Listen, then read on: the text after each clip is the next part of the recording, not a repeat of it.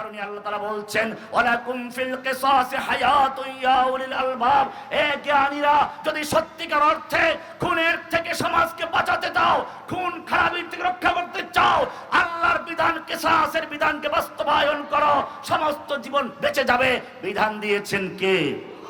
শুধু এ পর্যন্তই না, যদি কেউ কাউকে জখম করে, সামান্য আঘাত করে, তারও কিসাস কোরআন বলেছে। কোরআন বলছে ওয়াকাতাবনা ফিহা আন্নান নাফসা বিন নাফসি ওয়াল আইনা বিল আইনি ওয়াল আনফা বিল আনফি ওয়াল উযুনা বিল উযুনি ওয়াস সিন্না বিস সিন্নি ওয়াল জুরুহা কিসাস।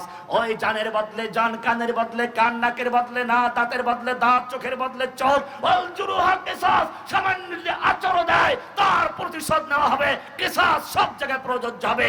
কারো ক্ষমতা করার দরকার নেই, প্রেসিডেন্টের ক্ষমতা করার কোনো সুযোগ নেই, কোন মন্ত্রী এমপির ক্ষমা করার কোনো সুযোগ নেই। তবে হ্যাঁ, যাকে করা হয়েছে সে যদি ক্ষমা করে, অথবা যাকে হত্যা করা হয়েছে তার অভিভাবক যদি ক্ষমা করে, তাহলে তার ক্ষমা করার অধিকার আছে। ক্ষমা করার অধিকার প্রেসিডেন্টের থাকবে? জেলে আমরা দেখেছি দুর্ধর্ষ খুনি, শত শত মার্ডারার বিশেষ দল করে প্রেসিডেন্টের কাছে যায়, মার্সি চায়, ক্ষমা করে দিয়ে দেয়। আর সামান্য গরিব মানুষ, সামান্য অন্যায় করেছে, অন্যায়ভাবে তাকে খুন করা হচ্ছে, মামলা দেওয়া হয়েছে, প্রেসিডেন্টের কাছে মার্সি চায়, তাকে ক্ষমা করা হয় না, ফাঁসিতে ঝুলিয়ে মারা হয়। বহু ফাঁসি আমি দেখেছি জেলখানায়, প্রায় বেশিরভাগই অন্যায়ভাবে তাদেরকে ফাঁসি দেওয়া হয়েছে।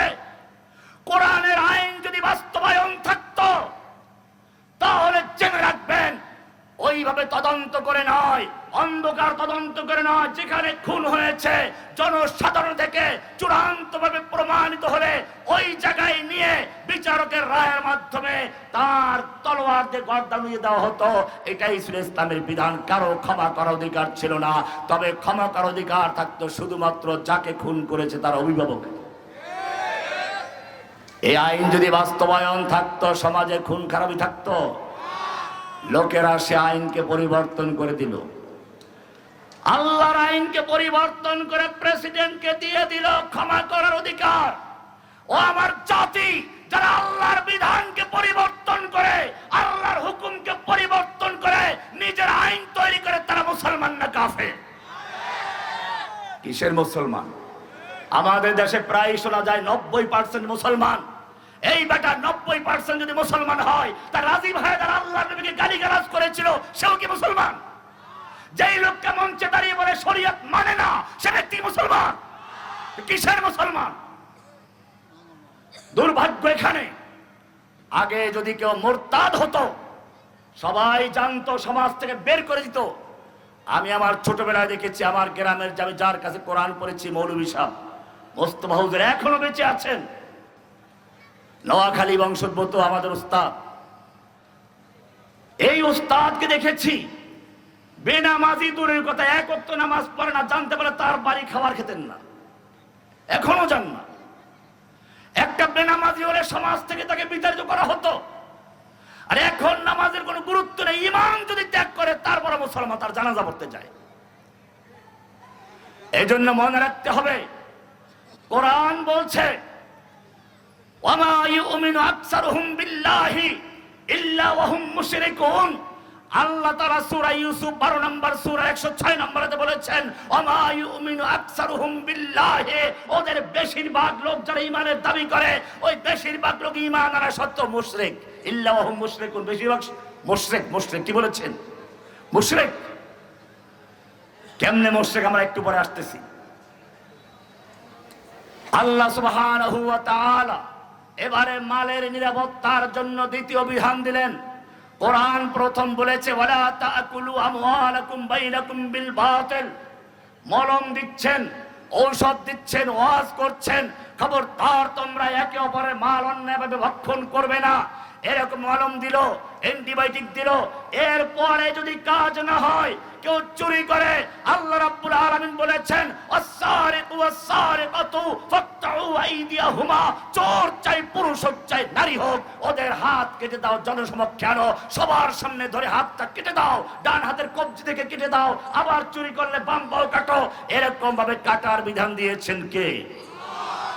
এবারে আপনি বলবেন এটা কেমন বর্বর আইন হলো, চুরি করে হাত কাটলে বেটা খাইবে কি গরিব মানুষ? এইখানেই হচ্ছে বড় রহস্যটা। আজকে মাদ্রাসার ছাত্র তোমাদেরকে বুঝতে হবে, স্কুল কলেজের ছাত্র তোমাকে বুঝতে হবে, এই চোরের হাত কাটার বিধান পেঁয়াজ চোর, লবণ চোর, তেল চোর, আলু চোর, চাউল চোরদের জন্য নয়, আর এই নরসিংদীর শাকসবজি চোরের জন্য নয়। এই বিধান কখন এসেছে ভালো করে শুনো, যখন খয়বর বিজয় হয়ে গেল, যখন ইসলাম যাকাত ভিত্তিক অর্থ ব্যবস্থা চালু করার মাধ্যমে মানুষের অন্ন, বস্ত্র, বাসস্থান, শিক্ষা, চিকিৎসার ন্যায় প্রতিষ্ঠা করলো, অভাব অনটন দূর হয়ে গেল, এখন আর কোনো চুরির প্রয়োজন নেই। এখন ইসলাম বলল, এখন যদি কেউ চুরি করে তাহলে অভাবের কারণে নয়, এটা অভ্যাসের কারণে। এখন যদি কেউ চুরি করে সেটা ক্ষুধার কারণে নয়, এটা হবে বেগম পাড়া তৈরি করার জন্য। এখন যদি কেউ চুরি করে সেটা অভাবের জন্য নয়, সেটা হবে ভারতের ব্যাংকে দেশের টাকাগুলো গচ্ছিত করার জন্য। এখন যদি কেউ চুরি করে অভাবের জন্য নয়, ক্ষুধার জন্য নয়, বরং বাংলা থেকে যখন বিতাড়িত হবে, পালাবে, তখন লাগেজ ভর্তি করে, টাকা পয়সা ভর্তি করে হেলিকপ্টারে পালিয়ে যাওয়ার জন্য। এটা ওই সকল ভিআইপির চোরদের জন্য, যেই ভিআইপি চোরেরা দেশ ছেড়ে পালিয়ে যাওয়ার পরেও লকার করে 832 ভরি স্বর্ণ পাওয়া যায়। প্রমাণ হাদিস থেকে পড়ুন। আল্লাহর নবী মক্কা বিজয় করলেন, মাত্র 3 দিন হলো, এর মধ্যে একজন সম্ভ্রান্ত বোঝেন না, ওই যে পালাই গেল এরকম চোর, সম্ভ্রান্ত চোরনি মহিলা চোর মিলে যাচ্ছে, চুরি করে বসলো। মক্কার কোরাইশ বংশের একটা শাখা হচ্ছে বানু মাখজুম, আবু জাহিল্লার বংশ যেটা, এই বংশের সম্ভ্রান্ত নারী চুরি করে বসলো। চুরিটা করেছে যে তার নামটাও নবীর মেয়ে ফাতেমার নামে নাম। মক্কা বিজয়ের মাত্র 3 দিন হলো, এই সময় ইতিহাস হয়ে থাকবে হাত কাটা গেলে। সবাই চিন্তা করলো কিভাবে এটাকে রহিত করা যায়, আল্লাহর নবীর কাছে কিভাবে বিষয়টা উপস্থাপন করা যায়। আল্লাহর নবীর পালক পুত্র যায়েদ, তার পুত্র উসামা, সবাইকে তাকে ধরলো, তুমি একটু নবীর কাছে গিয়ে সুপারিশটা করো। ওসামাকে শিখিয়ে দেওয়া হলো কিভাবে বলতে হবে। তিনি গিয়ে বললেন, ইয়া রাসূলুল্লাহ, মক্কায় একটা চুরির ঘটনা ঘটে গেছে, চুরিটা করেছে মক্কার কুরাইশ বংশের এক সম্ভ্রান্ত নারী ফাতেমা, নাম আপনার মেয়ের নামে নাম। এছাড়া এরা মুসলিম, মাত্র মক্কা বিজয় হয়েছে, এই মুহূর্তে হাত কাটা গেলে কুরাইশ বংশের বদনাম হয়ে যাবে, ওরা মুরতাদ হয়ে যেতে পারে, ইসলাম ত্যাগ করে আবার কাফার হতে পারে। এরকম সুন্দর সাজিয়ে গুছিয়ে বলার জন্য তাকে শিখিয়ে দেওয়া বললেন তিনি। হাদিস পড়ুন, আল্লাহর নবীর চেহারা রাগে ক্ষোভে লাল হয়ে গেল।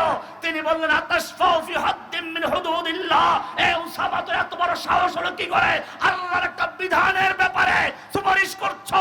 জেনে রাখো আগের যুগের লোকেরা এই কারণে ধ্বংস হয়েছে, তাদের বড় লোকেরা চুরি করলে হাত কাটতো না, গরিবরা চুরি করলে হাত কাটতো। কি বললেন এখানে হাদিস খুলে দেখুন, পরিষ্কার বলা আছে, বড় লোকেরা চুরি করলে হাত কাটতো না, গরিবরা করলে চুরি করে হাত কাটতো। এখান থেকে প্রমাণ হয় গরিবদের হাত কাটার জন্য বিধান নয়, তার স্পষ্ট বিধান আমরা দেখতে পাই ওমর রাদিয়াল্লাহু তাআলা আনহুর যুগে। দেশে অভাব দেখা দিল, রমাদা অভাব দেখা দিল, ক্ষুধা দেখা দিল, তিনি সমস্ত বিচারকদের কাছে পত্র লিখে দিলেন, ফরমান জারি করলেন, প্রজ্ঞাপন জারি করলেন, এখন থেকে কোন চোর ধরা পড়লে তোমরা হাত কাটবে না, খবরদার যাচাই করবে কেন চুরি করলো, যদি ক্ষুধার জন্য চুরি করে হাত কাটবে না। ওমরের কি ক্ষমতা আছে, ওমরের কি অধিকার আছে আল্লাহর আইনকে পরিবর্তন করার? অধিকার আছে?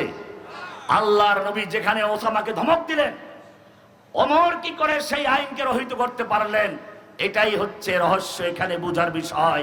ওমর আল্লাহর নবীর ছাত্র, তার জানা আছে, আল্লাহ নবী পরিষ্কার করে বলেছেন, ইদরাউল হুদুদ মাস্তাতাতুম, এই আইন শুধু ওই সমস্ত ক্ষেত্রে যেখানে কোনো সন্দেহ সংশয় নেই, যেখানে ক্ষুধার কারণে সন্তান বাচ্চা ক্ষুধার্ত অবস্থায় না খেয়ে কাতরাচ্ছে, বাবা ক্ষুধার্ত জ্বালা সহ্য করতে না পেরে সন্তানের মুখে খাবার দেওয়ার জন্য চুরি করেছে, খবরদার ওর হাত কাটবে না। এমনি ভাবে কোরআন শিখিয়ে দিয়েছে, ওমর রাদিয়াল্লাহু তাআলা সেই কথাই শিখালেন, এই চোরদের জন্য জন্য হাত কাটার বিধান ওই গরিব দুঃখীদের জন্য নয়, ক্ষুধার্ত লোকদের জন্য নয়। এজন্য মুফতিয়ানে কেরাম ভালো করে জানেন, আল হুদুদ ওয়াল কিসাস তানদারিয়ান বিশুবহাত, সবার কারণে এগুলো বন্ধ হয়ে যায়। অর্থাৎ যেখানে কারণ আছে ও ক্ষুধার কারণে সেই সব জায়গায় বিধান কার্যকর নয়। আরো সামনে চলো, আল্লাহ সুবহানাহু ওয়া তাআলা মানুষকে সৃষ্টি করেছেন। আমি শুরুতেই বলেছিলাম কুকুর নয়, শুকর নয়, তোমার বংশের পরিচয় থাকতে হবে। কোরআন বলছে ইয়া আইয়ুহান নাস ইন্না খালাকনাকুম মিন যাকারিন ওয়া উনসা ওয়া জাআলনাকুম শুউবান ওয়া কাবাইলা লিতাআরাফু। হে মানুষ, আমি তোমাকে সৃষ্টি করেছি একজন পুরুষ একজন নারী থেকে। ওয়া জাআলনাকুম শুউবান ওয়া কাবাইলা, আমি তোমাদেরকে বিভিন্ন বড় বড় গোত্রে ছোট ছোট গোত্রে বিভক্ত করেছি। কেন বিভক্ত করেছি? লিতাআরাফু, তোমার বংশ পরিচয় থাকবে সেজন্য। তুমি কুকুর নাও, শুকর নাও, জিনা ব্যভিচার চাইলেই করতে পারবে, লজ্জা শরম থাকবে না, এটার জন্য নয়। এজন্য আল্লাহ তাআলা বলছেন লিতাআরাফু, তোমার বংশ পরিচয় থাকবে। আর এই সেই বংশ পরিচয় সংরক্ষণ করার জন্য আমি বিবাহকে ফরজ করে দিয়েছি, যাতে করে তোমার যৌবনকে নিয়ন্ত্রণ করতে পারো। লিতাসকুনু ইলাইহা, যাতে যৌবনে স্ত্রীর কাছে গিয়ে তোমার সেই পাগলা মনকে প্রশান্ত করতে পারো। এরপরে বুড়ো হয়ে গেলে পরে কলার ছোলার মতো যেন মেয়েদেরকে ফেলে না দেওয়া হয়। আল্লাহ বলছেন ওয়াজালা বাইনাকুম মাওয়াদ্দাতাও ওয়া রাহমা, আল্লাহ যখন বয়স হয়ে যায় তখন তাদেরকে সেই ভালোবাসাকে মাওয়াদ্দা এবং রাহমা, করুণা এবং দয়ার দ্বারা পরিবর্তন করে দেন। যার কারণে একটা বুড়ো বুড়ি মৃত্যুর আগ পর্যন্ত শুকিয়ে চামড়া শুকিয়ে গেছে, তারপরে ভালোবাসা দূর হয় নাই। এই ভালোবাসা কি সেই যৌবনের ভালোবাসা? এই ভালোবাসা মাওয়াদ্দাতা ওয়া রাহমা। আল্লাহ তার জন্য বিবাহের মাধ্যমে চিরস্থায়ী সম্পর্ক করে দিয়েছেন, যাতে করে মেয়েরা যতদিন সুন্দর আছে, রূপ সুন্দর আছে, চামড়া মোটা আছে, যে শক্ত আছে, অতদিন পর্যন্ত তাদের ব্যবহার করবে। এরপরে কলার ছোলার মতো ফেলে দিবে। এটা যাতে করতে না পারে সেজন্য বিবাহকে ফরজ করেছেন। এরপরে বলেছেন যদি আল্লাহর বিধানকে অমান্য করো, এতক্ষণ মলঙ্গের অ্যান্টিবায়োটিক গেল, কিন্তু যদি এতে কাজ না হয় তাহলে আল্লাহ বলছেন আয-যানিয়াতু ওয়াজ-যানি ফাজলিদু কুল্লা ওয়াহিদিন মিনহুমা মিয়াতা জালদা। ব্যভিচারিণী আর ব্যভিচারী যেই হোক না কেন, মেয়ে হোক পুরুষ হোক, ওদেরকে জনসমক্ষে আনো, 100 দররা মারো। আর বিবাহিত হলে পরে হাঁটু পর্যন্ত গাড়ো, চতুর্দিকে পাথর ছুঁড়ে ওর রক্ত মাংস হাড্ডিগুলো বাতাসে উড়িয়ে দাও। আল্লাহর বিধান কারো পরিবর্তনের সুযোগ আছে? আল্লাহর নবী পরিষ্কার করে দিলে এই আইনটাও তোমরা বলবে যে বর্বর আইন। আল্লাহর নবী পরিষ্কার করে দিয়েছেন ইসলামের বিধানগুলো শাস্তি দেওয়ার জন্য নয়, সংশোধনের জন্য, ইসলাহের জন্য, পৃথিবীর নিজাম ঠিক রাখার জন্য। যদি পৃথিবীতে শান্তি প্রতিষ্ঠা করতে চাও আল্লাহর নবীর হাদিসগুলো ভালো করে পড়ো।